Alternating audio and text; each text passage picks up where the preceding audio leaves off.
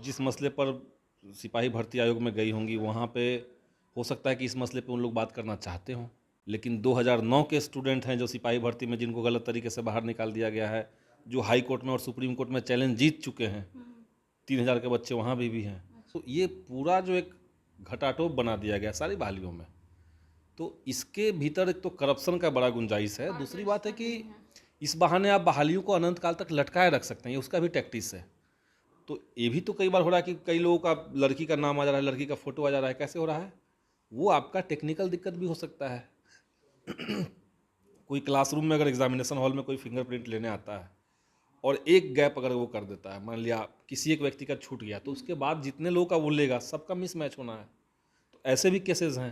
अब आयोग इसका जांच ही नहीं करवा रही और सब छात्रों के साथ वो सिर्फ कोर्ट में भिड़ती है। सरकार सपोर्ट कर रही है, सरकार जो है वो रोजगार के मामले को लेकर के गंभीर नहीं है। सरकार का पूरा फोकस यही है कि जो जेडीयू और बीजेपी के बीच में अंतर कलह चल रहा है उसमें कौन किसका गोटी सेट करेगा, कौन किसको आगे पीछे खसकाएगा, तो यही कसमकस में सरकार चल रही है। यही बीएसएससी उर्दू अनुवादक का भी काउंसलिंग कराया। उर्दू अनुवादक में कुछ स्टूडेंट ऐसे हैं जिनके पास पुराने एनसीएल भी थे, नए एनसीएल भी थे। वो काउंटर पर ले जा करके अपना ओल्ड एनसीएल जमा करते हैं, तो काउंटर वाला कहता है नया दे दो, नया एनसीएल जमा कर दो। इसने नया जमा कर दिया, अब वो है कि वो फाइनल रिजल्ट से उनको बाहर कर दिया गया कि आपने तो पुराना एनसीएल दिया ही नहीं। और इसमें मुख्यमंत्री का भी हस्तक्षेप चाहिए। जिस तरीके से तमाम अलग अलग बहालियाँ पेंडिंग पड़ी हुई है, तो उनका भी हस्तक्षेप चाहिए। सामान्य प्रशासन विभाग का हस्तक्षेप चाहिए। देख रहे हैं लाइव बिहार, मैं आपके साथ रूपम।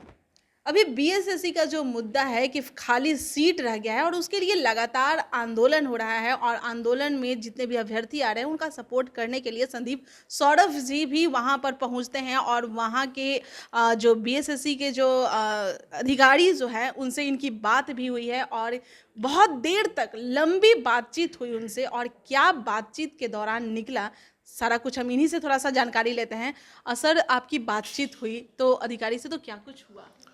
देखिए, बीएसएससी बहाली में तो बहुत लंबे समय से हम उसको फॉलो कर रहे हैं, और जब कई बार ऐसा हुआ कि बीएसएससी ने बहुत मनमाने तरीके से काम किया, स्टूडेंट्स के रिजल्ट जिस तरीके से रोके गए, फिर न्यू एनसीएल के नाम पर जैसे बच्चों को बाहर करने की कोशिश हुई, तो एक लंबी लड़ाई के बाद समझिए कि 8 साल के इंतज़ार के बाद ये परिणाम आया, फाइनल रिजल्ट इसका आया। और उसमें जो बीएसएससी ने नोटिफिकेशन जो जारी किया, रिजल्ट के समय जो अपना नोटिस जारी किया, उसमें उनका कहना था कि हमने कई सारे बच्चों को उनका जो चॉइस था फॉर्म भरते समय, प्रायोरिटी के हिसाब से सीट नहीं रहने के चलते उनको हम नहीं ले पाए, प्रायोरिटी में जो मेल नहीं खाया। एक ये कारण दिया गया, और एक कारण दिया गया कि बाकी कुछ के डॉक्यूमेंट्स में कमी रह गई, इसके चलते हमने उनको नहीं लिया। ये 1778 स्टूडेंट्स हैं जिनको अलग अलग कारण बता करके आयोग ने फाइनल रिजल्ट से बाहर कर दिया।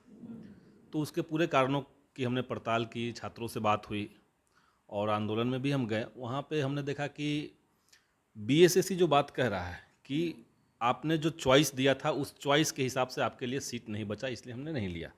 जबकि हकीकत क्या है कि फॉर्म जब भरा गया बीएसएससी का, तो प्रथम इंटर स्तरीय बहाली के फॉर्म में हर स्टूडेंट को टोटल 42 सीटों पे अपनी प्रायोरिटी देनी थी। अच्छा।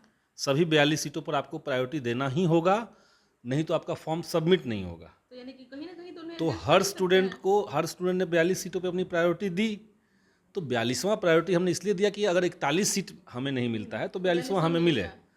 तो अब ये कहाँ से बात आ गई कि आपने जो प्रायोरिटी दिया उसमें गड़बड़ी हो गई? एक तो ये क्योंकि सबसे वो तो मजबूत वैध बात नहीं है। है। दूसरी बात है कि कई सारे पदों को खाली छोड़ दिया गया है, और उसमें कहा गया कि फिजिकल के लिए जो स्टूडेंट्स थे वो तो ऑलरेडी ज्वाइन किए, दूसरे पोस्ट पे ज्वाइन किए, अब हमारे पास बच्चे बचे नहीं। अब देखिए, चूंकि फिजिकल वाले जितने पोस्ट थे उन सारे पोस्ट पे ही सारे स्टूडेंट्स ने अपना प्रायोरिटी दिया था, तो उन पोस्टों को खाली छोड़ करके स्टूडेंट्स को बचा लेना, स्टूडेंट्स को छोड़ देना, ये तो गलत है।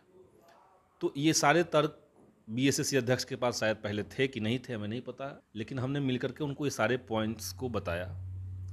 तीसरा एक बड़ा मसला था कि कुछ स्टूडेंट्स को डिप्लोमा की डिग्री के चलते बाहर कर दिया गया है, जबकि फॉर्म में लिखा हुआ है कि आप इंटरमीडिएट या डिप्लोमा उसके समकक्ष या उनके समकक्ष का डॉक्यूमेंट जमा कीजिए। पूरे बिहार में उसको डिप्लोमा को इंटर का समकक्ष माना जाता है, वही सारे स्टूडेंट्स उसी डिप्लोमा डिग्री के आधार पर मगध यूनिवर्सिटी और बाकी यूनिवर्सिटी से बीए और एमए कर चुके हैं। अब उनके इंटर का जो समकक्ष डिग्री है उसको आप नहीं मान रहे हैं, तो ये तो तर्क नहीं हुआ। अलग अलग राज्य तो मान रहे हैं, सारे राज्य मान रहे हैं। तो इस तरह के अतार्किक तरीके से 1778 बच्चों को रहने के बावजूद सीटें खाली छोड़ दी गई। ये हमने अध्यक्ष को कहा और इस संदर्भ में पहले भी कहिए कि मुख्यमंत्री को, अध्यक्ष को, सामान्य प्रशासन विभाग के जो अधिकारी हैं, प्रधान सचिव हैं, उनको सबको चिट्ठियां दी गई थी और बीएसएससी अध्यक्ष से मेरी बात हुई। उसके बाद सामान्य प्रशासन विभाग में भी मैं 2 दिन पहले गया था और उनसे भी बात हुई, हालांकि उनको भी बहुत सूचना है नहीं। तो यही चल रहा है कि छात्रों के साथ खिलवाड़ चल रहा है। जो आयोग के जो टॉप पोस्ट पे बैठे हुए हैं अधिकारी, वो इस मामले को लेकर के गंभीर नहीं हैं, इनसेंसिटिव हैं और सबसे बड़ी बात कि अतार्किक तरीके से निर्णय लेने के लिए सरकार की तरफ से जैसे उनको खुला संरक्षण मिला हुआ है। नहीं तो बीएसएससी जितनी बार गलती किया है, क्यों बीएसएससी के जो टॉप अधिकारी हैं उनके ऊपर कार्रवाई नहीं होती है? ये जो मैंने पॉइंट बोला जिसके चलते इतने सारे छात्र जो हैं वो विक्टिमाइज हो रहे हैं, तो इसके ऊपर तो सरकार को संज्ञान लेना चाहिए था। आपको समझ में नहीं आ रहा है, आपको बताया गया तब भी आप बैठे हुए हैं। तो ये जी सरकार उनका सपोर्ट कर रही है। सरकार सपोर्ट कर रही है। सरकार जो है वो रोजगार के मामले को लेकर के गंभीर नहीं है। सरकार का पूरा फोकस यही है कि जो जेडीयू और बीजेपी के बीच में अंतर्कलह चल रहा है उसमें कौन किसका गोटी सेट करेगा, कौन किसको आगे पीछे खसकाएगा, तो यही कसम सरकार चल रही है। स्टूडेंट का क्या हो रहा है, एजुकेशन का क्या हो रहा है, एम्प्लॉयमेंट का क्या हो रहा है, इनसे इनका कोई कंसर्न नहीं दिख रहा है। 7-8 साल के बाद इंतजार करने के बाद इस तरह से एकदम ये खारिज कर दिया जाता है कि आपका डॉक्यूमेंट्स नहीं सही है, डिप्लोमा ये नहीं है। तो ये जब शुरू में जब फॉर्म भरते हैं उस समय क्यों नहीं छटनी की जाती है और 8-9 साल लिया जाता है, बर्बाद, उनका टाइम बर्बाद, एज खत्म। बिल्कुल इसमें तो वही मैं कह रहा हूँ कि आपने कहा कि इंटर या समकक्ष, छात्रों ने कहा हम समकक्ष डॉक्यूमेंट दे रहे हैं, तो ये बीएसएससी की जिम्मेदारी थी कि ये आप अप्रूवल कहीं से लेते हैं कि समकक्ष है कि नहीं है। आपने सीधे उनको निकाल दिया। कहीं पे भी काउंसलिंग होगा तो काउंसलिंग के बाद स्टूडेंट्स को बताया जाएगा ना कि आपका ये डॉक्यूमेंट कम रह गया, आपको एक समय दिया जाता है कि उस समय में अगर आप ये डॉक्यूमेंट जमा करते हैं तो ठीक है। इस चीज़ को मानता ही नहीं है। वो काउंसलिंग के समय में कई सारे स्टूडेंट्स हैं, जैसे यही बीएसएससी उर्दू अनुवादक का भी काउंसलिंग कराया। उर्दू अनुवादक में कुछ स्टूडेंट ऐसे हैं जिनके पास पुराने एनसीएल भी थे, नए एनसीएल भी थे। वो काउंटर पर ले जा करके अपना ओल्ड एनसीएल जमा करते हैं तो काउंटर वाला कहता है नया दे दो, नया एनसीएल जमा कर दो। इसने नया जमा कर दिया। अब वो है कि वो फाइनल रिजल्ट से उनको बाहर कर दिया गया कि आपने तो पुराना एनसीएल दिया ही नहीं। और उसी टेबल पे 3 स्टूडेंट का ये है केस। तीनों का कहना है कि मेरे पास ओल्ड एनसीएल था लेकिन हमसे काउंटर पे मांगा नहीं गया। अब तो है ये बात हमने अध्यक्ष को कहा तो वो तो हंस रहे हैं कि नहीं, ऐसा हो नहीं सकता। बीएसएससी में जो बहाल किया गया है, जो अधिकारी हैं, क्या मतलब उनको इतना मतलब नॉलेज नहीं है, क्या कहते हैं इसमें? नॉलेज तो है लेकिन देखिए स्टेट के ही इस तरह अटपटे काम क्यों कर रहे हैं? तो सही बात है, ये अटपटे काम तो है ही। इसके अलावा एक और इम्पॉर्टेंट है कि कई सारे स्टूडेंट्स इस तरह के हैं कि उनका फिंगरप्रिंट मिसमैच हो रहा है। किसी का पीटी से है, किसी का मेंस से है, किसी का काउंसलिंग के फिंगरप्रिंट से मैच नहीं हो रहा है।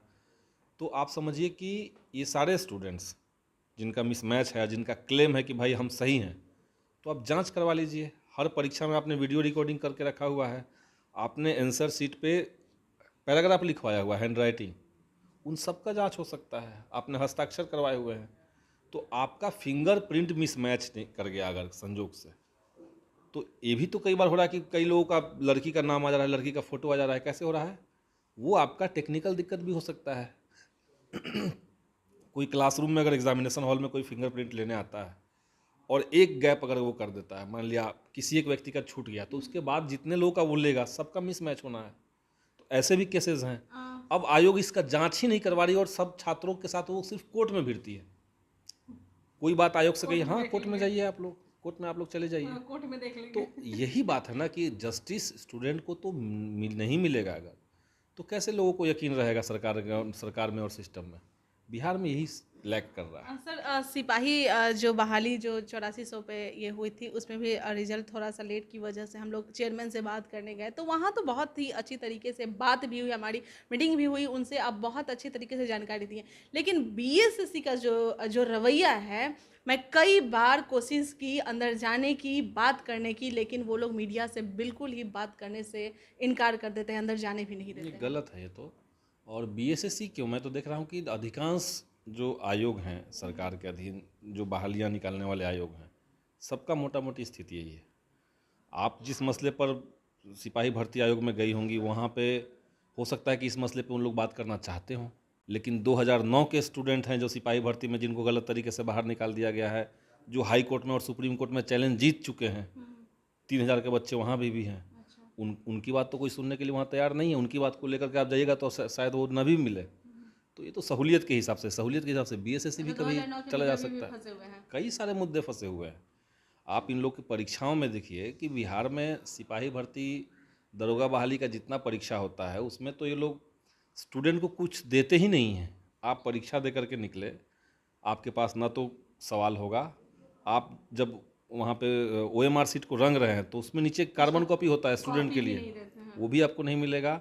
आयोग की तरफ से कोई आंसर की भी जारी नहीं हो कि आप सोच सके कि आपका कौन सा सवाल सही है, कौन सा सवाल गलत है। और कोई कट ऑफ नहीं दिया जाएगा, सीधे रिजल्ट दिया जाएगा। तो ये पूरा जो एक घटाटोप बना दिया गया सारी बहालियों में, तो इसके भीतर एक तो करप्शन का बड़ा गुंजाइश है। दूसरी बात है कि इस बहाने आप बहालियों को अनंत काल तक लटकाए रख सकते हैं, ये उसका भी टैक्टिस है। आप अपारदर्शी बना करके रखिएगा, नियम को फॉलो नहीं कीजिएगा, नेचुरल जस्टिस को पालन नहीं कीजिएगा, तो स्टूडेंट कोर्ट में चले जाएंगे। कोर्ट में जब जाएंगे तो आप फिर रुक जाइए कि हाँ मामला तो कोर्ट में है। तो ये एक टैक्टिस बिहार में खूब सारे आयोग, सारे विभाग, सरकार खुद प्लान के साथ कर रही है। बीएसएससी के जो अधिकारी हैं जिनसे आपकी बात हुई, क्या फिर से वो आपसे बात करने के लिए बोले कि कब तक क्या होगा इसके बारे में?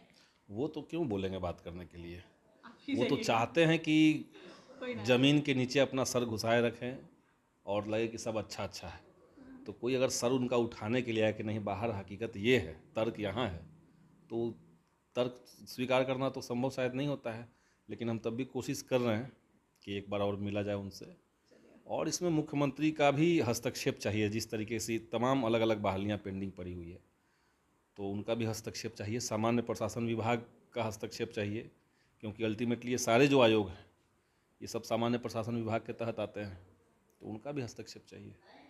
बहुत बहुत धन्यवाद आपका सर। तो आप बीएसएससी का जो भी स्टूडेंट देख रहे हैं, आपने सुना कि किस तरह से संदीप सौरभ जी हमारे साथ जुड़े हुए थे और इन्होंने बताया कि कैसे इनकी बात हुई, अंदर गए और बात हुई। कुछ ऐसे इनके जो सवाल हैं जिसे आयोग मानने से इनकार कर रही है कि इस तरह का नहीं हुआ है, मुझे जानकारी नहीं मिली है। अब ये कैसे हो सकता है, 7-8 साल यह जो वैकेंसी है उसकी हो गई और इस तरह से अभी तक इसे लटकाया ही जा रहा है। क्या सरकार की नज़र इस पे नहीं पड़ रही है? क्यों बीएसएससी के जो अधिकारी हैं खुलेआम इस तरह से चुनौतियां स्वीकार कर रहे हैं और खुलेआम जो मन में आ रहा है वो मनमानी कर रहे हैं? चलिए फिलहाल के लिए आप लाइव बिहार देखते रहें। लाइव बिहार यूट्यूब पर सब्सक्राइब और फेसबुक पर लाइक जरूर करें।